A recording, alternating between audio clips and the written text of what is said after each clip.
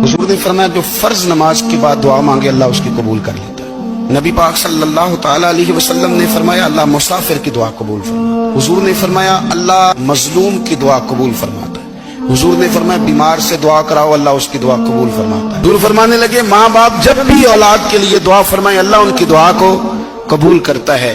आप अपना ताल्लुक बनाएं दुआ के साथ, इबादत के साथ, मुसल्ले के साथ रिश्ता बनाएं, इस्तिगफार पढ़ें। सलाहुद्दीन अय्यूबी सलेबी जंगों में थे, रात को मस्जिद अक्सा में नमाज पढ़ी तो परेशान थे। एक बुजुर्ग से मुलाकात हुई तो वो कहने लगे कि आप बड़े परेशान हैं। कहने लगे हुजूर परेशान इसलिए हूँ कि पहले ही मुसलमान कमजोर है, अब मैंने सुना है दुश्मन का एक बहरी बेड़ा वो जंगी सामान से भरा हुआ आ रहा है, तो अब उनके पास और तलवारें और नेज़े आ जाएंगे, मुसलमानों के पास पहले ही वसाइल की कमी है, परेशान हो किस तरह करके मुकाबला करेंगे। ये बात कहते ही सलाहुद्दीन अय्यूबी ने बुजुर्गों से कहा हुजूर आप भी दुआ करना, दुआ की बड़ी ताकत है। मेरे नबी पाक ने फरमाया दुआ मोमिन का हथियार है। हुजूर ने फरमाया तकदीर को सिवाय दुआ के कोई चीज नहीं बदल सकती, ये काफिर के पास कोई नहीं।